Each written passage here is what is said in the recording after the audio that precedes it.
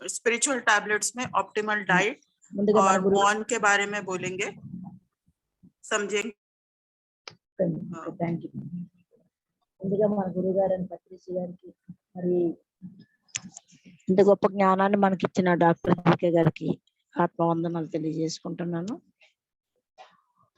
ఈరోజు మనం 12 టాబ్లెట్ లో 6th టాబ్లెట్ అండ్ మితాహారం మౌనం గురించి తెలుసుకుందాం. और टीम संयुक्त में सभी को आत्मवंदन। पहले पितामह पत्री जी को जी के सर पर नमस्ते बोलते हुए हम शुरू करेंगे। आज स्पिरिचुअल टैबलेट के 6th पॉइंट मिताहार मौन के बारे में बात करेंगे। बोलिए मैम, रुक्मिणी मैम।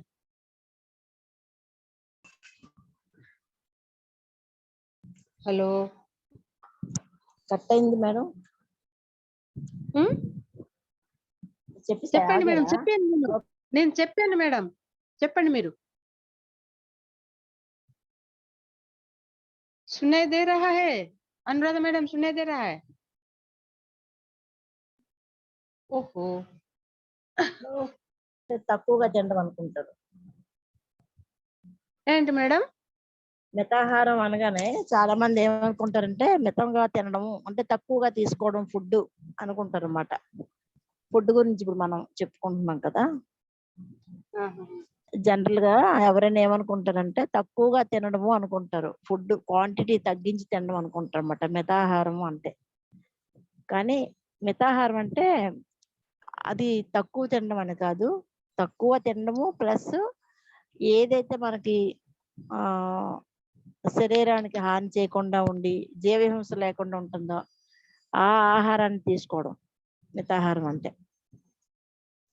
मिताहार के बारे में स्पिरिचुअल टेबलेट में जो कहा गया है, इसका मतलब कोई भी समझेगा कि स्वल्प भोजन लेना, कम भोजन लेना, यही समझेंगे। मगर सही में इसका अर्थ क्या होता है? शाकाहार भोजन लेना और क्या बोलिए मैडम, रुक्मिणी मैडम? శాకాహారం తీసుకోవటం. తర్వాత మితాహారం అంటే ఇది ఒక టాబ్లెట్ అన్నమాట మనకి.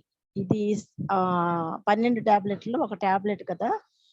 ఆ తక్కువ తీసుకోవడం అనేది మన మితాహారంలో ఒక పార్ట్, అంతేకాని పూర్తిగా తక్కువ భోజనంతో ఉండడం అనేది కాదు. मिताहार का मतलब पूरी तरह से खाना कम कर देने का मतलब नहीं है। खाना पहले से कम कर सकते हैं, मगर इसका मतलब नहीं तो पूरी तरह से कम करके शरीर को रोग युक्त करना नहीं है। स्पिरिचुअल टैबलेट में कम खाना भी एक टैबलेट होता है। నేను అంటే ఇక్కడ ఎవరంటే శరీరం కాదు, ఆత్మ పదార్థాన్ని. मैं का मतलब यहाँ पे शरीर नहीं है, आत्मा को बोलते हैं मैं का सही मतलब आत्मा है, शरीर नहीं है। ఎందుకంటే శరీరం అనగానే మనకి కొద్ది రోజులు ఉంటుంది, కొన్ని సంవత్సరాలు ఉంటుంది, తర్వాత అది నశిస్తుంది, నాశనం అవుతుంది అన్నమాట. కానీ మనకి నాశనం లేదు. ఎవరు మనం అంటే శరీరం కాదు, ఆత్మ పదార్థం కాబట్టి నాశనం లేనిది ఏదంటే ఆత్మ. हम आत्म स्वरूप, ओके, हम सब आत्म स्वरूप है। आत्मा कभी खत्म नहीं होता, हमेशा होता है, मगर शरीर नष्ट होता है। इसका जन्म होता है, मृत्यु भी होता है, मगर आत्मा का जन्म या मृत्यु कभी भी नहीं होता, वो जर्नी ही करता रहता है। కాబట్టి మనం అక్కడ ఆత్మ పదార్థం అంటే ఎప్పటి వరకు ఉంటుందంటే మనము ముక్తి పొందినంత వరకు ఎప్పటికీ ఉండేది, శాశ్వతంగా ఉండేది ఆత్మ పదార్థం. हमारे मुक्ति होने तक ये आत्मा रहता है, मगर शरीर तब तक नहीं रहता, बार बार बदलता रहता है आत्मा। इसीलिए बहुत यानी कि आखिर तक रहता है, मुक्ति तक रहता है। అయితే ఇక్కడ నేను ఆత్మ పదార్థాన్ని అంటే ఇక్కడ మనం ఏంటంటే పంచ జ్ఞానేంద్రియాలు మరి పంచ కర్మేంద్రియాలు, వీటి ద్వారా మనం ఏదైతే తీసుకుంటున్నామో అది ఆహార పదార్థం అవుతుంది. ఇక్కడ ఆత్మ కదా, ఆత్మకి తినే ఆత్మక ఆహార పదార్థాలు ఏంటంటే మన పంచ జ్ఞానేంద్రియాల ద్వారా కర్మేంద్రియాల ద్వారా ఏవైతే మనం తీసుకుంటున్నామో అదంతా కూడా ఆత్మకి ఆహార పదార్థం అన్నమాట. 5 ज्ञानेंद्रिय और 5 कर्मेंद्रिय के साथ जो हम लेते हैं वो सब आत्मा का आहार होता है. అది మనం తెలుసుకోవాల్సింది. అంటే మితాహారం అనగానే తక్కువ ఫుడ్ తినడం అనుకుంటారు. అది ఒకటి కొంత ఉంటూ ఈ జ్ఞానేంద్రియాల ద్వారా కర్మేంద్రియాల ద్వారా తీసుకునే ఆహారం కూడా ఇందులోకి వస్తుంది. అది ఇది కలిపి మితాహారం టాబ్లెట్ అన్నమాట. स्वल्प आहार का मतलब हम खाना कम करने के बारे में ही सोचते रहते हैं, मगर ज्ञानेंद्रिय के 5 ज्ञानेंद्रिय के द्वारा और 5 कर्मेंद्रिय के द्वारा जो ज्ञान हम लेते हैं, जो कर्म करते हैं, वो भी मिताहार के भीतर ही आता है. वो आत्मा के लिए जरूर है. ఇక్కడ మనం జ్ఞానేంద్రియాల ద్వారా ఏం తీసుకుంటామంటే కళ్ళతో చూస్తాం, ముక్కుతో వాసన పీలుస్తాం, నాలుగుతో రుచి చూస్తాం, శరీరంతో పంచ జ్ఞానేంద్రియాలు శరీరం అనేది స్పర్శ తెలుసుకుంటాం.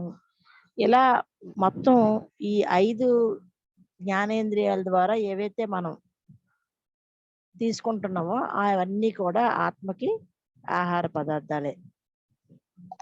हम हमारे 5 ज्ञानेंद्रिय यानी कि आंखों से देखते हैं, नाक से सूंघते हैं, कान से सुनते हैं, मुंह से कुछ स्वाद लेते हैं और चर्म से स्पर्श करके जो भी ज्ञान पाते हैं वो सब आत्मा का ही आहार होता है.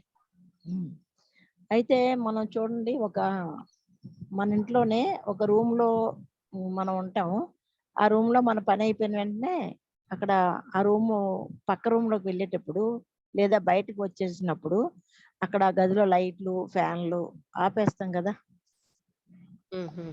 అది ఆ రకంగానే మనకి ఇక్కడ ఎప్పుడైతే వాటి అవసరం లేదో అక్కడ మన జ్ఞానేంద్రియాలని కర్మేంద్రియాలని కూడా బంద్ చేయాలి.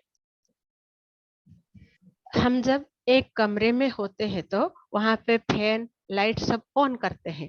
जब वहां के काम खत्म हो जाता है, दूसरे रूम में हम जब चले जाते हैं तब हम सभी स्विच बंद करके चले जाते हैं वहां से. वैसे ही हमारे 5 ज्ञानेंद्रिय और कर्मेंद्रिय के काम खत्म होने के बाद हमें वो भी बंद करना है. यानी कि वेस्ट जो नहीं चाहिए वो सबको बारे में नहीं सोचना है, नहीं देखना है, नहीं सुनना है, ऐसे बताते हैं रुक्मणी. అంటే మనం ఏం చేస్తున్నాం అంటే పంచ జ్ఞానేంద్రియాల ద్వారా ఇప్పుడు ఏవైతే చూడడం, నాలుగుతో రుచి చూడడం ఇవన్నీ చెప్పుకున్నాం కదా. ఇవన్నీ ఇక్కడ మనకి అవసరం లేనివన్నిటిని కూడా మనం పక్క వాళ్ళ జీవితంలో చూడడం, వాళ్ళు ఏం చేస్తున్నారు, ఎలా జీవిస్తున్నారు, ఇవన్నీ మనం రిసీవ్ చేసుకుంటాం అనమాట. ప్రత్యేకించి పని కట్టుకొని చూస్తాం. అవన్నీ చూడడం అనేది మనకి అవసరం లేని ఆహారం అన్నమాట. అది ఆత్మకి తప్పుడు తిండితో సమానం. అది మంచి ఆహారం కాదన్నమాట ఆత్మకి.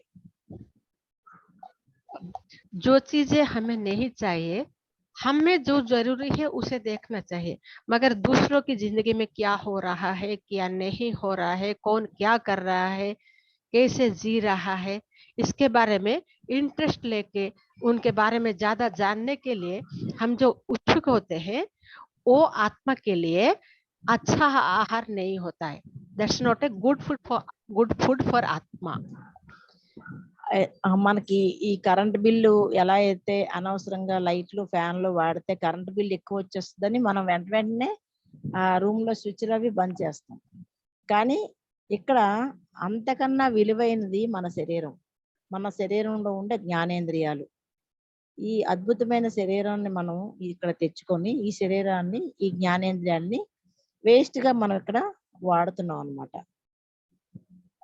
हम हमारे घर में इलेक्ट्रिक बिल ज्यादा आएगा सोच के जहाँ पे जो जिस रूम में काम खत्म होने के बाद स्विचेस ऑफ कर देते हैं, मगर ऐसे ज्ञानेंद्रिय को हम दूसरों के चीजों में, वेस्ट चीज में, वेस्ट थॉट में, वेस्ट काम में अगर यूज करेंगे तो वैसे ही हम हमारे इस शरीर को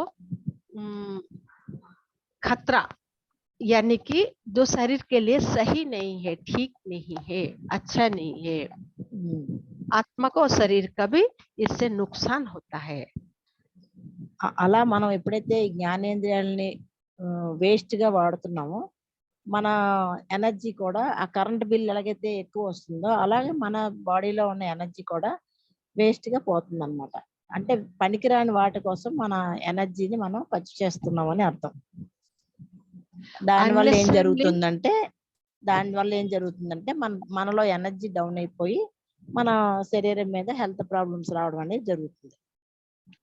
अननेसेसरली हम इलेक्ट्रिक फैन लगाने से, लाइट लगाने से जैसे ज्यादा बिल आता है, इलेक्ट्रिसिटी का वेस्ट होता है, वैसे ही इस पंच कर्मेंद्रिय ज्ञानेंद्रिय से जो जरूरत नहीं है, जो चीजें उसके बारे में सोचने से, करने से हमारे शरीर में रोग आता है और हमारे शरीर में जो शक्ति होता है वो वेस्ट हो जाता है। वो विश्व शक्ति आता है, जो आत्म शक्ति होता है, वो धीरे धीरे వేస్ట్ होने लगता है.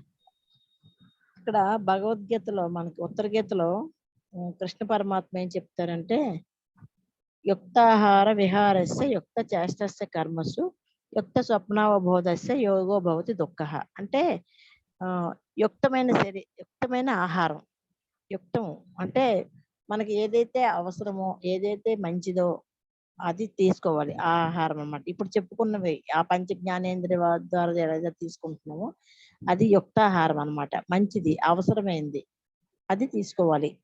అది ఆహారం విషయంలో. తర్వాత ప్రవర్తన, మన నడవడిక, తర్వాత మనం చేసే కర్మలు, మన యొక్క యుక్తమైన నిద్ర. అంటే చూడండి కొంచెం చెప్పండి మేడం, కొంచెం ఆ శ్లోకం మీరు చెప్పక్కర్లేదు మేడం. యుక్తమైన ఆహారము, ఫుడ్, తర్వాత మన బిహేవియర్, నెక్స్ట్ మనం చేసే కర్మలు. उत्तर गीता में भगवान श्री कृष्ण जी ने बोला हमारे शरीर के लिए युक्त आहार चाहिए, युक्त विचार चाहिए और युक्त कर्म करना चाहिए, यानी कि सही कर्म करना चाहिए. अच्छा आहार जो जरूरी, जितना जरूरी उसके बारे में ही सोचे, देखे और अच्छा शाकाहारी भोजन कम ले गए तो इस शरीर के लिए अच्छा होता है और आत्मा के लिए अच्छा. యుక్తమైన నిద్ర అంటే చూడండి, కొంతమంది గంటలు పడుకుంటారు అన్నమాట, ఇంకా వేరే పని లేకుండా. అది కూడా కరెక్ట్ కాదు. అలా అని పూర్తిగా పడుకోకుండా నిద్రపోకుండా ఉండడం కూడా కరెక్ట్ కాదు. అందుకని మధ్య మార్గం, యుక్తమైన నిద్ర. सही खाना शरीर के लिए जैसा जरूरी है, सही नींद भी जरूरी है. ज्यादा सोना भी अच्छा नहीं है, सोने का टाइम कम कर देना भी सही नहीं है. वो भी सही तरीके से जितना जरूरी उतना ही होनी चाहिए. అలా మనం ఈ యుక్తమైన ఇవన్నీ యుక్తంగా తీసుకోవాలి. అంటే అత్యవసరంగానే సరైనవి తీసుకోవాలి. ఇక్కడ ఆహారం అంటే మనకి చెప్పుకున్నాం ముందే, శాకాహారం తీసుకోవాలి, అది కూడా మితంగా తీసుకోవాలి.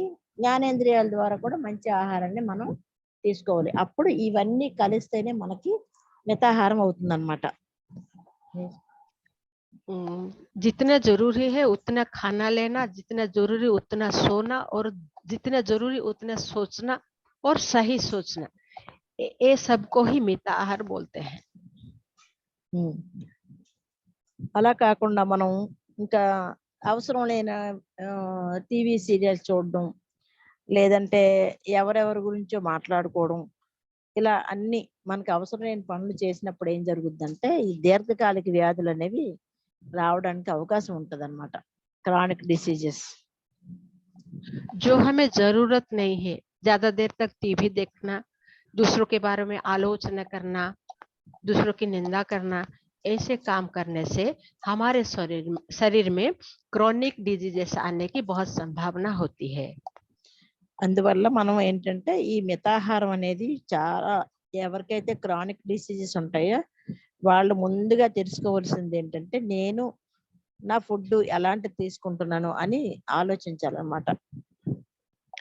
जिसे भी क्रॉनिक डिजीज होता है वो पहले सोचना चाहिए कि मैं कैसा फूड ले रहा हूँ, क्या सोच रहा हूँ, और कैसे कर्म कर रहा हूँ, वो भी होता है ना मैडम, యా वो मिताहार के विषय में जाता है। इसके అవన్నీ बारे में మనం पहले सोचना चाहिए।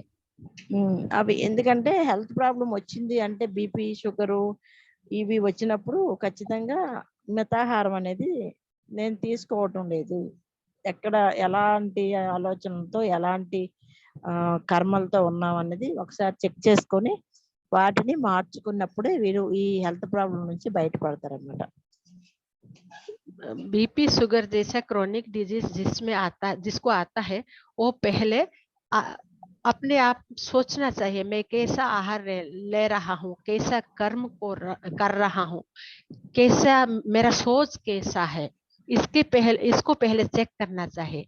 जहाँ पे भी इसके वो हमारे हालत मिताहार नहीं होता, या नहीं कि हमारे आत्मा के लिए, शरीर के लिए अच्छा नहीं होता, उसे सही करना है, उसे करेक्ट करना है। वहां पे हमें सुधार करना चाहिए। खाना, विचार, कर्म, ये तीनों को चेक करना चाहिए पहले। ధ్యానంలో గంటలు కూర్చొని మనం ఎంతో ఎనర్జీ తీసుకున్న తర్వాత ఆ ఎనర్జీని ఎలా ఖర్చు చేస్తున్నాము అనే విషయం తెలుసుకోవాలన్నమాట. ఎందుకంటే ఈ వేస్ట్ ఎప్పుడైతే మనం పనికిరాని మాటలతో పనికిరాని విషయాల్లో మనమైతే ఉంటామో అప్పుడు మనకి ఎనర్జీ లాస్ అవుతుంది. ఈ ధ్యాన శక్తిని మనం వేస్ట్ గా ఖర్చు చేస్తున్నాం అని తెలుసుకొని దాన్ని మనం మార్చుకోవాలి. ध्यान करके हम जितने भी कॉस्मिक एनर्जी को हमारे भीतर संचित करते हैं, उसके बाद अगर ऐसे कैसे मार्ग में हम खर्च कर रहे हैं उसके बारे में भी सोचना चाहिए। कहीं ऐसे दूसरों के बात करके और दूसरों को गलतियां देख के ऐसे करके कहीं हम हमारा एनर्जी को लॉस तो नहीं कर रहे हैं, इसके बारे में भी हमें सोचना चाहिए, खुद को चेक करना चाहिए।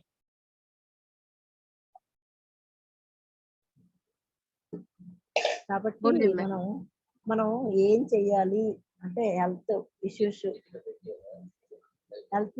ఎవరికైతే ఉంటాయో వాళ్ళు ఏం చేయాలంటే ముందుగా నేనేం చేస్తున్నాను, నేను నా శక్తిని ఎలా ఖర్చు పెడుతున్నాను, నేను తీసుకున్న శక్తిని ఎలా పొదుపు చేస్తున్నానా వేస్ట్ చేస్తున్నానా అనే విషయాన్ని మనం ఖచ్చితంగా తెలుసుకోవాలన్నమాట.